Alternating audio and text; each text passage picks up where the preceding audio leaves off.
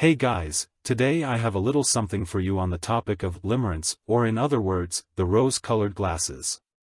What I hope to give you is that you don't throw yourself into relationships like brain-dead bonobos anymore, and don't worry if your ex seems to be happy with someone else. The phase at the beginning of a relationship where we can imagine anything with one person, we all know it. It is a state that I begrudge you and also tell you to enjoy while it lasts. But keep your senses as good as possible and make decisions based on your frame and not from your gut feeling.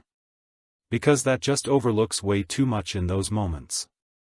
Let's start from the beginning. Let's assume that you have met a new person who fascinates you and with whom you can imagine something. You feel attracted to her and want to spend as much time as possible with her.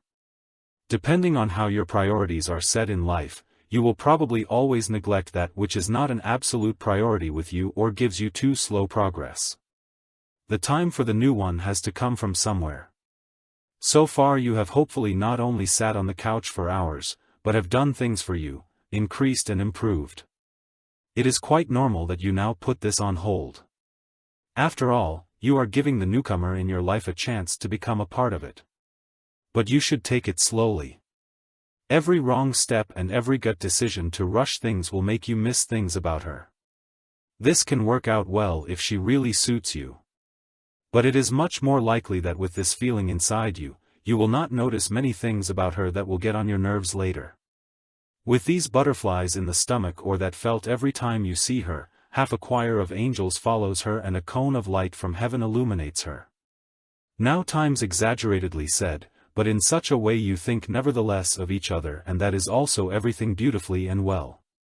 That has its sense, but the sense was it in former times now mal to develop fast a connection to each other. Based on your attraction to each other. When that is done, the feeling disappears. Faster for some, slower for others. But you don't want a relationship with someone who doesn't fit you and will only get on your nerves in the future. And for that reason, you must keep track of how you act and see them. You must have a frame and not only know it by heart in theory, but act on it at all times. The basic rule here is that in this frame you treat and judge every new person in your life by the same standards. Of course, they may earn the right to become more to you. Pay attention both to their interest in you and to your standards, which you have set as a minimum. And they can be very high. Anything you settle for but don't really want will only get much worse later, when the feeling of limerence is gone. Now imagine someone like your ex. Just got out of a relationship with you, may not be sure what she can or wants, still has bad memories of you, that's why she broke up with you, and there now stands the new guy. The one she might fall in love with immediately, maybe little by little. Your ex has no frame.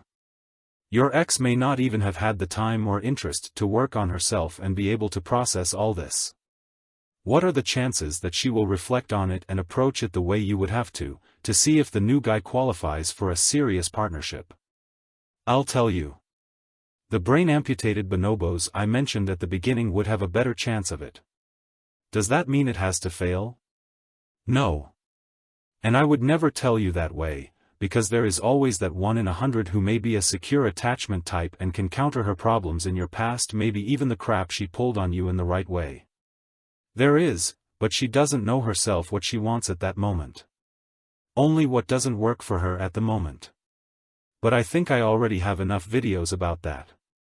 Let's take a look at what you can do and what you have to pay attention to, if it has caught you again totally with a woman. As unlikely as it may seem to you after a breakup, this is a reaction that comes from your body. Other people are just nudging the process along. When you realize that this is the case, you quickly forget about previous partners on this level.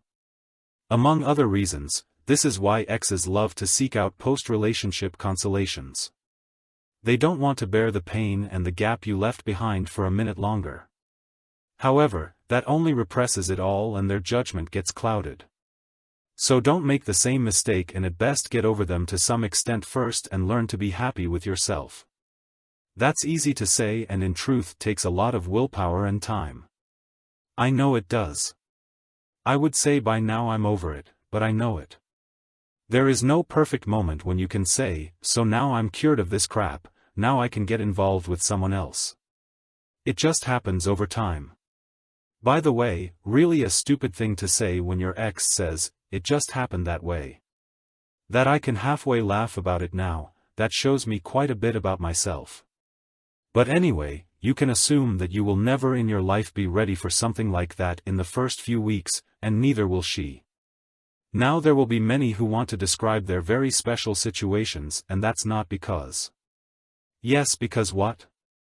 Look for bonding and attraction and soak up all the knowledge you find about it like a sponge, and then you'll find a pattern that makes sense. And unless you're completely broken in the head, attachment always works the same way. You can distract yourself, you can try to be strong. You can curse them as much as you want, but once you've been broken up, you have to process the whole thing, and there are phases to that. Entering into a rebound relationship only postpones that process. Not having a solid frame does not disqualify unsuitable candidates, but elevates them to a level for you that would otherwise be unattainable for them. You know how it is when you look at a person you've known for a very long time, who just got out of a long relationship, and you just shake your head when you look at their new guy. When you know for a fact, that can't work. But she doesn't see that at the moment. And the people you date in the case then, it's exactly the same. This mega gooey fuss and doing things for the other person, which one has not thought about at all in the last relationship years with the ex, because it was too exhausting. They're not the same people in that moment that they are in everyday life. They are putting a lot of effort into it, which is another reason why you would have to look very closely for negative sides to them to even see them. It's possible to see that, but you just don't pay attention to it.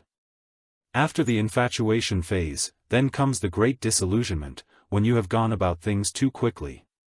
And that, in my eyes, is still not the right character for a person to have.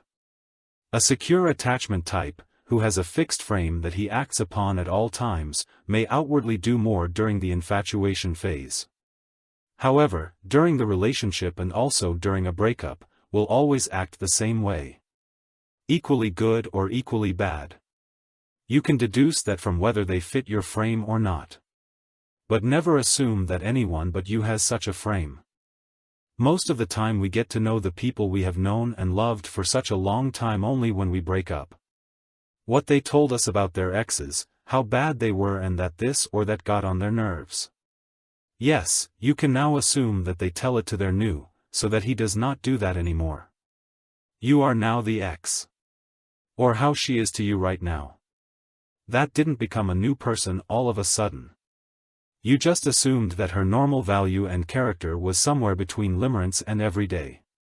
But her mean value is everyday life, and if you don't mean anything to him anymore, or you don't want to understand her anymore, maybe you irritated them too much, then you get to see the depths of their character and probably think to yourself, I would never have wanted to have anything to do with this person.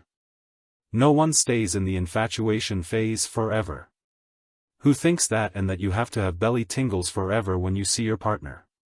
Sorry, but you can go back to your Disney World. But you will stay there alone.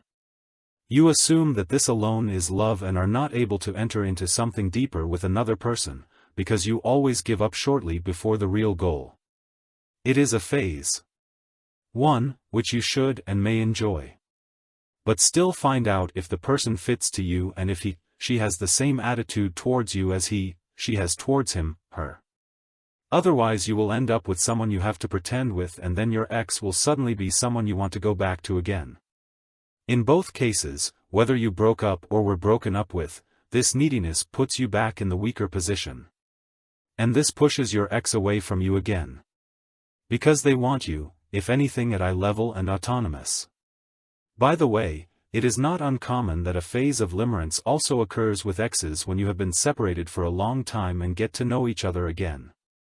All these stories about, never go back to your ex. There were reasons you broke up. Or, yeah, that's all just rehashed. I don't believe in that crap at all. Because you can change and so can she. But most people don't see that and let everything stay the same or just focus on the ex. So bit off topic in here, but actually main topic on the channel. So take care and until the next video.